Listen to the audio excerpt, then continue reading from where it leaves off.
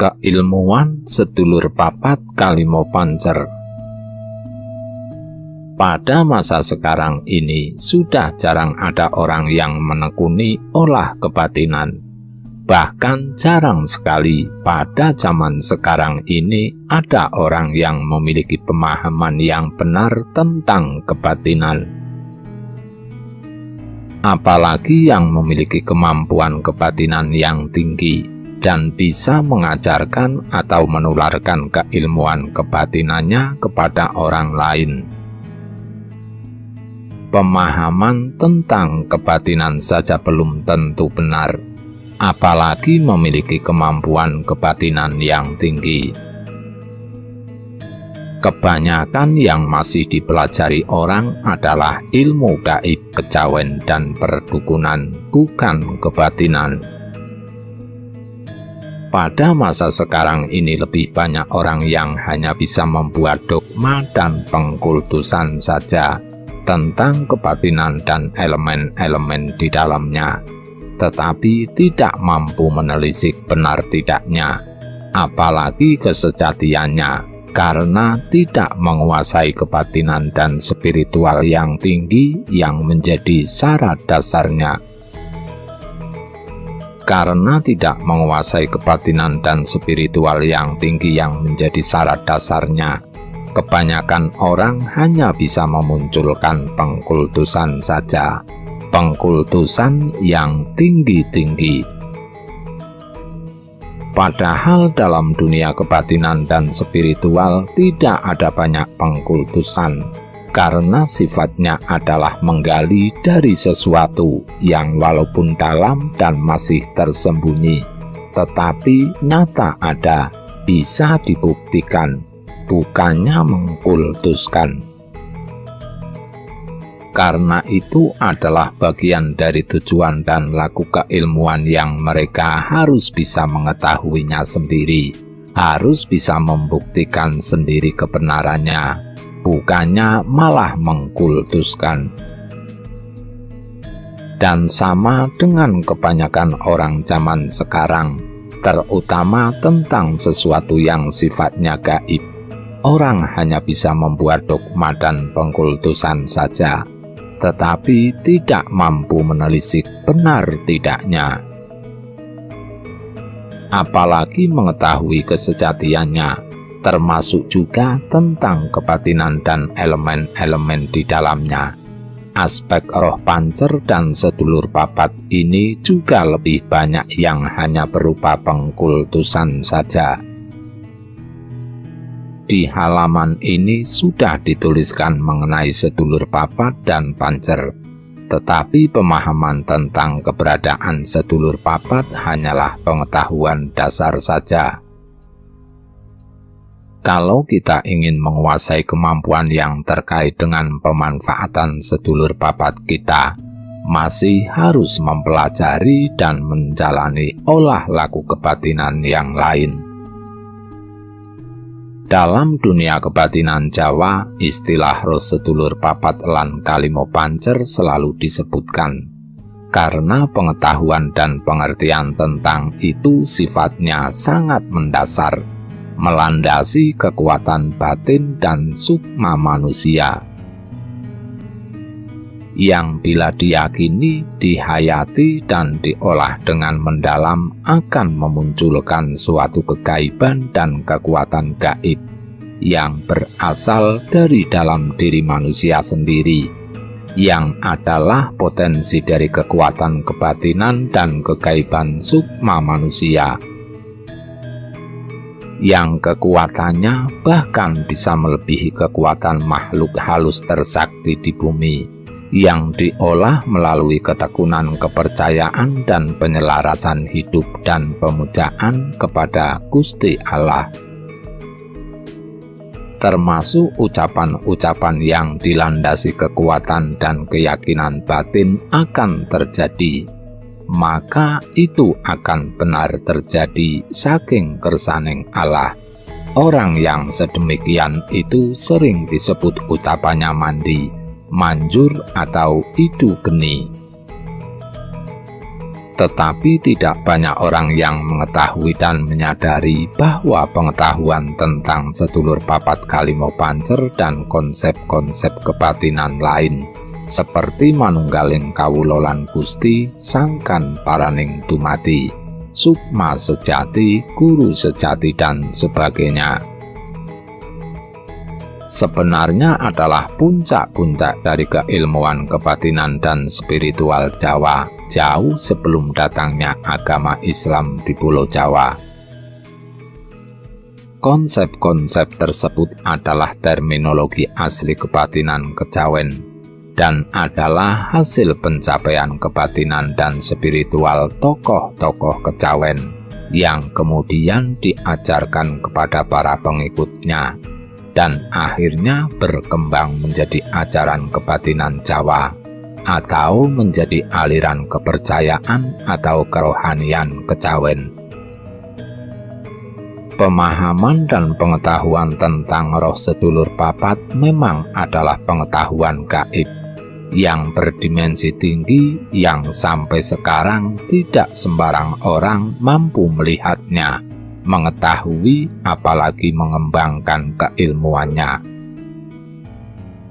Walaupun mereka sudah bertahun-tahun menjadi praktisi supranatural, sampai-sampai ada orang yang kurang mengerti tentang sedulur papat, kemudian memberikan pandangan-pandangan lain yang keliru. Misalnya menyamakan artinya sebagai sifat-sifat tanah, air, api, dan sebagainya dalam diri manusia. Atau dalam penyebaran agama Islam di tanah Jawa dulu sebagai tandingan dari ajaran kejawen, dan untuk menghapuskan pengaruh ajaran Syekh Siti Jenar yang telah diterima secara umum di masyarakat Jawa. Arti sedulur papat sering disamakan sebagai 4 jenis nafsu manusia atau disamakan dengan malaikat-malaikat pendamping manusia, juga untuk kepentingan penyebaran agama Islam. Arti kata pusaka kalimat sada dalam cerita pewayangan dibelokkan artinya menjadi kalimat syahadat,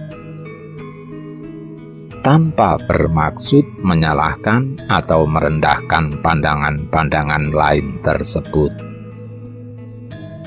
Penulis hanya ingin mengingatkan saja bahwa konsep-konsep kejawen tersebut di atas adalah asli terminologi kebatinan Jawa dan memiliki arti dan makna sendiri yang tidak dapat disamakan atau digantikan dengan arti dan makna dalam pandangan-pandangan lain tersebut. Arti dan makna roh pancer dan sedulur papat dalam konsep pandangan lain tersebut sama sekali berbeda arti dan maknanya dengan konsep kejawen di masyarakat bila dihubungkan dengan lagu prihatin dan tirakat, wetonan, dan sebagainya. Apalagi bila diterapkan dalam keilmuan kebatinan kejawen atau keilmuan kanuragan Jawa. Arti dan makna roh pancer dan sedulur papat dalam pandangan lain tersebut sama sekali tidak berguna. Dengan demikian menjadi jelas bahwa konsep-konsep kejawen itu sama sekali tidak dapat disamakan atau digantikan dengan konsep-konsep keliru pandangan lain tersebut. Walaupun pada masa sekarang pemahaman tentang sedulur papat sudah menyebar ke banyak tempat dan daerah, dan masyarakat di banyak daerah mempunyai nama dan penyebutan sendiri-sendiri tentang sedulur papat. Tetapi sejak awalnya dulu di seluruh dunia, pemahaman dan pengetahuan tentang sedulur papat adalah hasil temuan olah laku kebatinan atau spiritual orang-orang Jawa.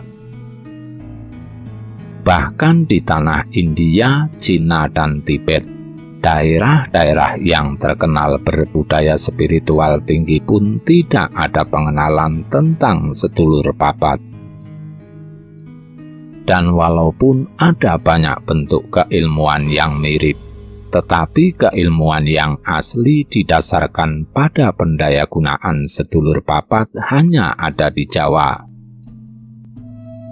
Walaupun pada masa sekarang pemahaman yang dalam dan keilmuan yang terkait dengan sedulur papat sudah banyak berkurang sesudah berkembangnya agama modern.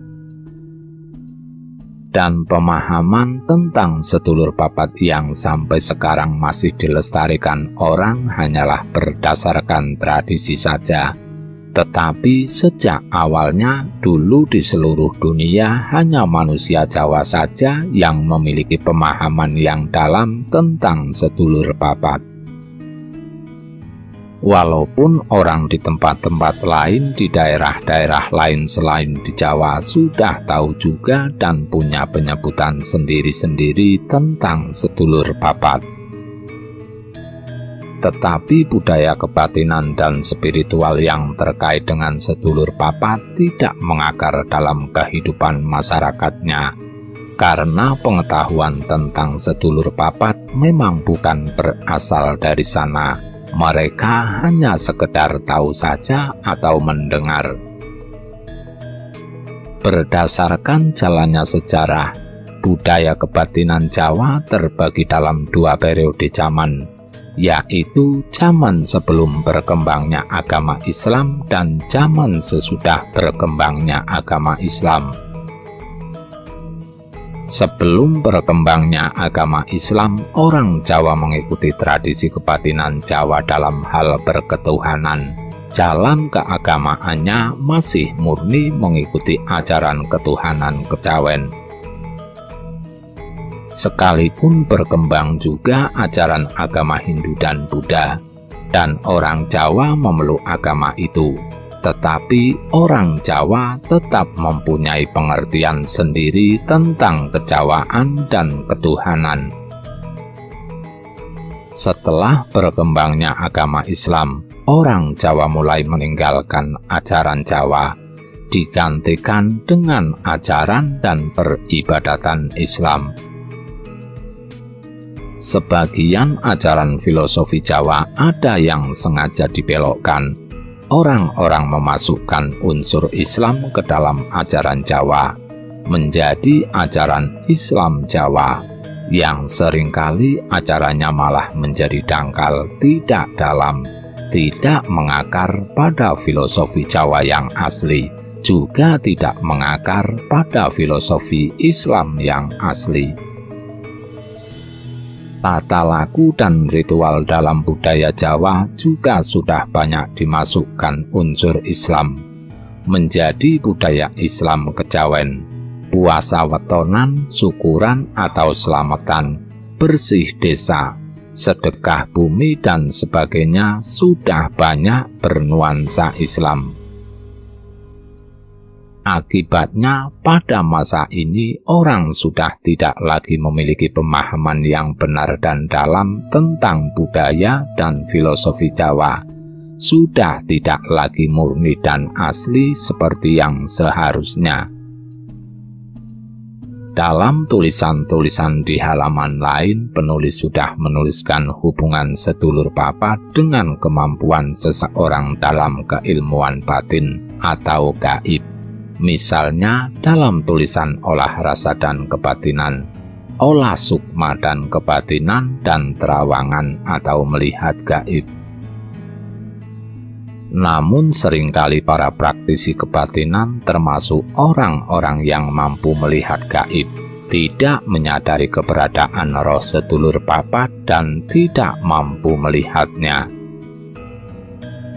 sehingga tidak mempunyai pemahaman yang dalam tentang roh sedulur papat dan juga tidak dapat mendayagunakan kemampuan roh-roh itu, atau mendayagunakan kombinasi kesatuan roh sedulur papat dan roh pancer. Memang tidak semua orang, termasuk para spiritualis kawakan yang mampu melihat gaib, mampu juga untuk melihat roh sedulur papat, karena dimensinya jauh lebih halus dan lebih sulit dilihat daripada jenis kuntilanak, Gondoruwo atau roh-roh halus tingkat rendah lainnya yang biasa dilihat orang. Sehingga sekalipun di sekitarnya ada banyak roh sedulur papat yang terpisah milik orang lain, mereka tidak melihatnya. Roh saudara kembar atau sedulur papat menjadi sesuatu yang sulit untuk dilihat, sehingga bila seseorang pernah melihat atau bertemu dengan roh sedulur papatnya sendiri, seringkali itu dianggap sebagai suatu keberuntungan dan keistimewaan tersendiri. Bahkan seringkali dikatakan dalam hubungannya dengan keilmuan kebatinan Jawa, bahwa ilmu seseorang sudah mencapai puncaknya apabila sudah dapat menemui wujud guru sejati yang tidak lain adalah sedulur papatnya, yang wujudnya secara halus benar-benar mirip dengan orang yang bersangkutan. Tetapi sebenarnya itu barulah awal dari suatu tahapan penting yang masih harus dikembangkan lagi ke tingkat yang lebih tinggi. Hanya sekedar pernah melihat atau bertemu dengan roh sedulur papat tidak akan berarti apa-apa dan tidak akan memberi manfaat apa-apa. Bahkan sebenarnya tidaklah terlalu sulit untuk melihat atau bertemu dengan roh sedulur papat, kalau itu dilakukan dengan lakukan rasa kebatinan. Tetapi manfaat akan didapatkan jika seseorang bisa mendayagunakan kesatuan roh sedulur papat dengan orang itu sendiri dalam setiap sisi kehidupannya. Pendayagunaan roh sedulur papat selain secara keilmuan kebatinan dalam kehidupan sehari-hari dapat dilakukan dengan memperhatikan semua pemberitahuan dari mereka yang berupa rasa dan firasat, ide dan ilham, penglihatan gaib dan jawaban dari berbagai pertanyaan dan permasalahan, atau menjadikannya sebagai suatu kekuatan batin dan sukma yang mendasari perbuatan-perbuatan, atau pada tingkatan yang lebih tinggi dapat mendayagunakannya sebagai sosok pribadi yang bisa diajak berpikir dan berkomunikasi, seolah-olah mereka adalah sosok-sosok roh lain yang berdiri sendiri-sendiri. Karena itu dalam doa dan amalan kejawen selalu disebutkan niat ingsun saking kersaning Gusti. Artinya dalam doa dan niat seseorang melakukan sesuatu perbuatan yang dianggap penting, selalu disatukan dengan kebersamaan para sedulur papatnya menjadi satu kesatuan perbuatan bersama-sama, menjadi satu kebatinan yang lebih kuat dibandingkan jika hanya dilakukan dengan keinginan sendiri, sehingga hasilnya akan lebih baik dan pengaruhnya secara kebatinan dan kegaiban akan menjadi lebih kuat. Walaupun ucapan kakang kawah adi ari-ari, kadangku kang lahir nunggal sedina lan kadangku kang lahir nunggal sewengi, ingsun arsa ewang-ewang ana ingsun tidak selalu disebutkan, karena sugesti istilah ingsun adalah mewakili kesatuan sedulur papat lan kalimo pancer. Tetapi doa dan amalan itu hanya akan berarti jika seseorang memiliki pemahaman dan kepercayaan tentang keberadaan roh sedulur papat dan kesatuan mereka dengan sukmanya. Tanpa itu doa-doa dan amalan itu tidak akan banyak memberi manfaat, walaupun sering diucapkan berulang-ulang atau dilirik sebagai suatu amalan ilmu. Di kalangan pelaku kebatinan Jawa, yang sudah bisa bertemu dengan sedulur papatnya dan sudah bisa mendayagunakannya. Pancer dan sedulur papat ini bukan lagi hanya sebatas kepercayaan saja, tetapi adalah pengetahuan. Mereka sendiri tahu punya kemampuan untuk mengetahui dan punya kemampuan untuk mengembangkan pengetahuannya itu bersama aspek kesejatian lain di dalamnya. Di kalangan masyarakat umum Jawa, pemahaman sedulur papat ini adalah kepercayaan yang bersifat tradisi turun-temurun, dan sebagian orang masih melestarikannya bersama dengan ritual-ritual tradisional yang terkait dengan sedulur papat. Tetapi di sisi lain, di kalangan orang-orang ilmu, kepercayaan itu berkembang menjadi dogma dan pengkultusan yang kebenarannya mereka sendiri tidak mengetahuinya, tapi meyakininya sebagai benar, dan itu ditularkan kepada orang-orang lain. Penulis ingin meluruskan salah satu dogma dan pengkultusan tentang sedulur papat, berupa pandangan beberapa kalangan yang mengatakan bahwa roh sedulur papat kita mempunyai kekuatan gaib yang tinggi. Sehingga kalau kita bisa mendayagunakannya sebagai kodam ilmu, maka ilmu kita akan ampuh, lebih ampuh daripada kita menggunakan kodam-kodam yang lain. Kekuatan sukma seseorang terutama adalah berasal dari kekuatan laku kebatinan atau spiritual seseorang semasa hidupnya. Selain kebatinan atau spiritual yang bersifat keilmuan, juga kekuatan dari penghayatan kebatinan kerohanian dan keagamaan atau ketuhanan. Ketika masih dalam kondisi awam, roh para sedulur papat akan bersama-sama dengan kita dalam proses belajar, atau mereka juga ikut belajar. Dalam tahapan ini dipahami bahwa mereka adalah kawan seperjalanan kita. Tetapi perkembangan belajar mereka jauh lebih cepat daripada kita, karena secara roh mereka bisa mengetahui hal-hal yang secara fisik tidak kita ketahui, dan dapat kemudian memberitahukan pengetahuan mereka kepada kita dalam bentuk ide-ide dan ilham, atau penglihatan gaib yang mengalir dalam pikiran kita. Jika olah laku kita mempunyai efek yang menguatkan sukma kita, menguatkan pancer dan sedulur papat, sejalan dengan perkembangan laku kebatinan dan spiritual kita, kekuatan gaib roh pancer dan sedulur papat kita juga akan meningkat. Kekuatan roh pancer dan sedulur papat kita secara satu kesatuan akan menjadi kekuatan sukma kita. Karena itu, kekuatan gaib roh sedulur papat akan sejalan dengan perkembangan laku kebatinan dan spiritual kita. Setelah kekuatan kebatinan kita kuat dan kekuatan gaib sedulur papat kita juga kuat, karena mengikuti laku pancernya, barulah kekuatan gaib dari para sedulur papat kita itu bisa menjadi kodam kita yang berkekuatan tinggi.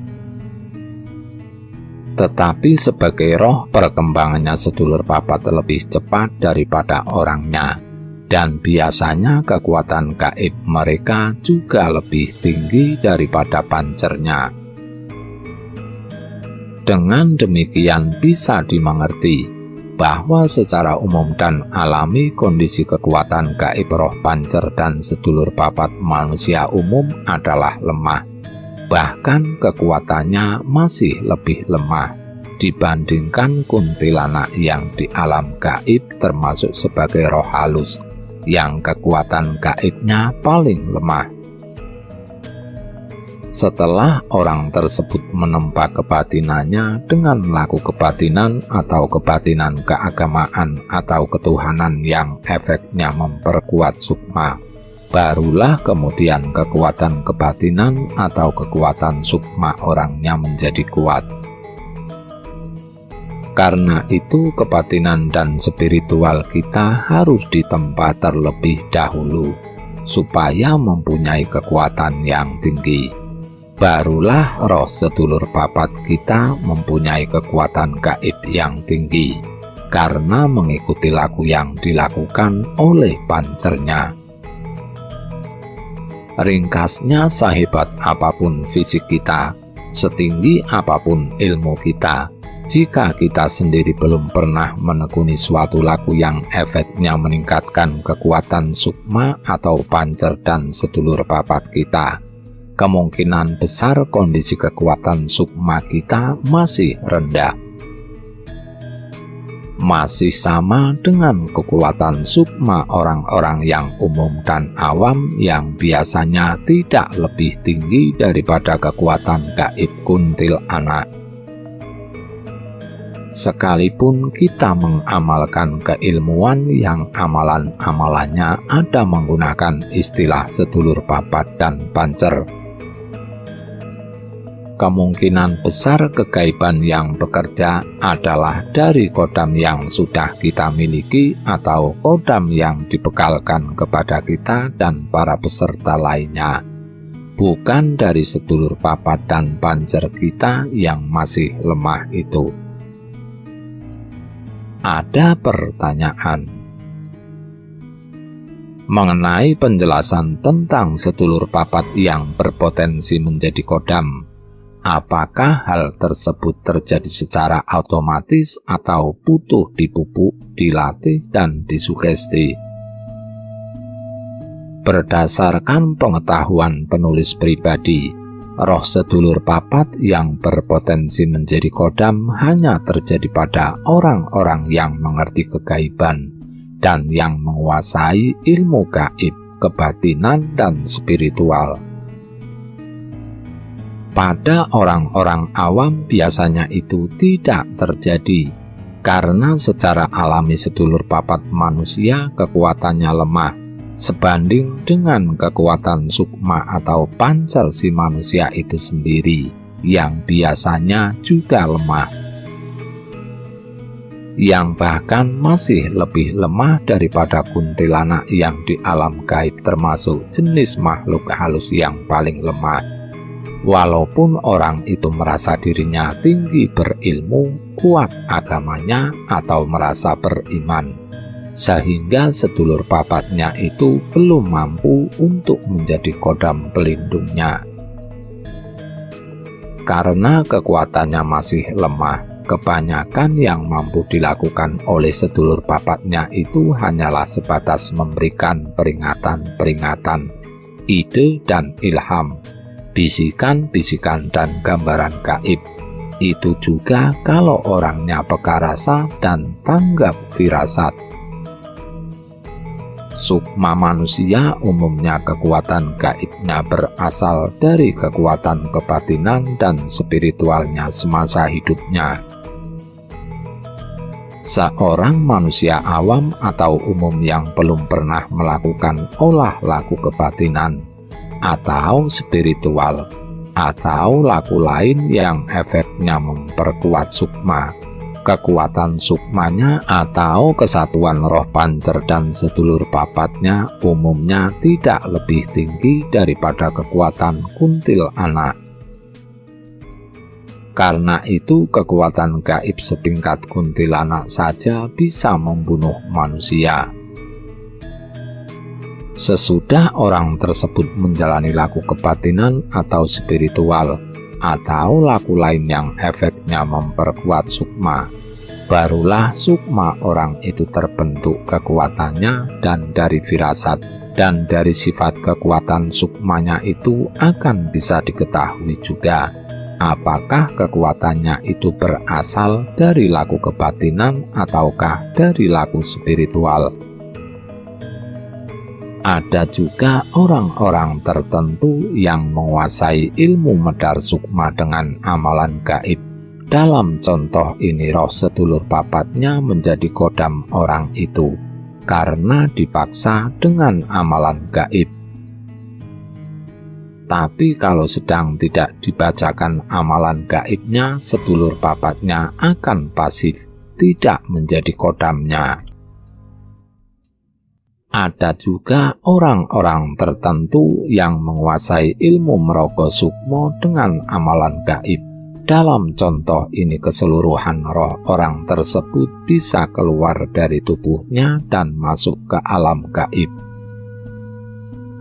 Tapi kalau sedang tidak merogoh sukmo, sedulur papatnya akan pasif, tidak menjadi kodamnya. Dengan catatan keilmuan merogoh sukmo dan medar sukmo di atas adalah yang benar-benar terjadi, bukan yang bersifat ilusi dan halusinasi. Apapun jenis keilmuan seseorang, setinggi apapun ilmunya, apapun amalan dan doa yang diamalkannya, walaupun mengatasnamakan roh pancer dan sedulur papat, selama lakunya itu tidak secara langsung mengolah sisi kekuatan kebatinan dan sukmanya, maka kemungkinan besar kekuatan sukmanya tetap rendah, sehingga tidak bisa menjadi kodam pelindungnya.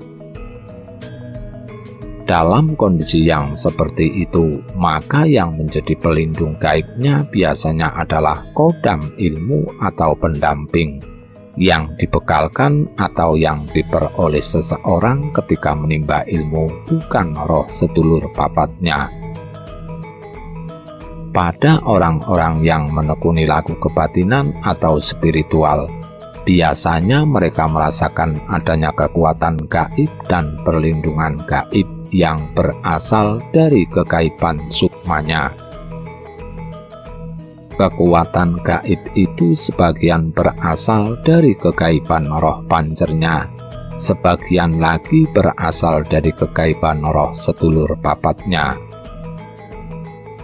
Ketika roh sedulur papatnya sudah sampai pada tingkat kekuatan tersebut, sudah merasa kuat, maka akan ada saat-saat tertentu roh sedulur papatnya itu berinisiatif medar keluar dari badan si manusia, menunjukkan bahwa mereka sudah cukup kuat untuk menjadi sosok pelindung gaib si manusia pancernya. Biasanya terjadi sesudah roh sedulur papatnya berkekuatan di atas 20 kalinya kekuatan gaib Ibu Ratu Kidul. Dengan demikian diartikan bahwa kekuatan gaib di bawah 20 kalinya kekuatan gaib Ibu Ratu Kidul secara kebatinan kekuatan setingkat itu masih dianggap rendah. Dalam contoh kasus ini, biasanya roh sedulur papatnya mendapatkan peningkatan kekuatan sejalan dengan laku kebatinan atau spiritual yang dijalani oleh orang tersebut. Sejalan dengan bertambahnya kekuatannya, roh sedulur papatnya akan aktif berfungsi sebagai kodam gaib yang menjaganya, mengikuti sugesti orangnya untuk menolak roh-roh jahat dan serangan gaib, dan akan aktif mendatangkan ide atau ilham dan bisikan gaib atau wangsit. Selain mensugesti sedulur papatnya untuk juga berbuat begitu, orangnya sendiri harus aktif menolak roh-roh jahat dan serangan gaib, supaya sedulur papatnya tersugesti untuk juga berbuat begitu. Jadi roh sedulur papat yang berpotensi menjadi kodam tidak otomatis terjadi pada semua orang. Biasanya hanya terjadi pada orang-orang yang menggeluti dunia kegaiban, kebatinan, dan spiritual. Ketika sudah tidak ada lagi suatu sosok yang dapat menjadi guru pembimbing, maka roh sedulur papat akan menjadi pembimbing yang utama yang akan aktif memberikan ide dan ilham penglihatan gaib. Dan jawaban dari berbagai pertanyaan dan permasalahan, dan menuntun pada pengetahuan yang lebih tinggi untuk ditindaklanjuti.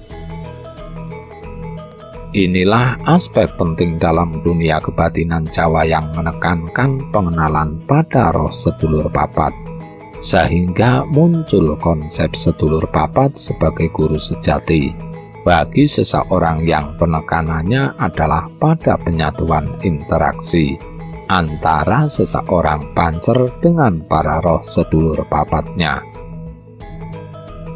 Dan bila saja para dewa berkenan sehingga seseorang menerima suatu wahyu keilmuan atau spiritual atau kesepuhan dalam dirinya,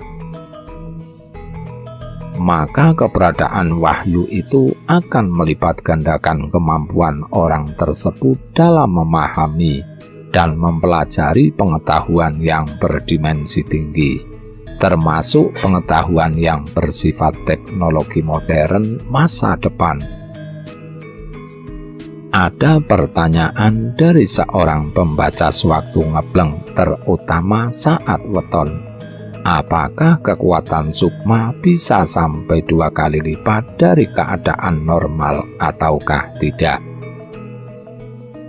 Dengan syarat selama berpuasa menjauhi kondisi atau suasana bersenang-senang atau hiburan, dan puasanya sebelumnya sudah diniatkan, bukan asal puasa. Ngebleng hari apa saja sesuai niatnya, termasuk wetonan. Ngebleng 1 hari bisa menaikkan kekuatan sukma menjadi 1,5 kali kondisi normalnya. Ngebleng 3 hari bisa menaikkan kekuatan sukma menjadi 3 kali kondisi normalnya. Tapi sesudahnya ketika sudah tidak lagi berpuasa, kondisi kekuatan sukmanya bisa melemah lagi. Apalagi bila sehari-harinya sering menonton hiburan televisi atau hidupnya banyak bersenang-senang.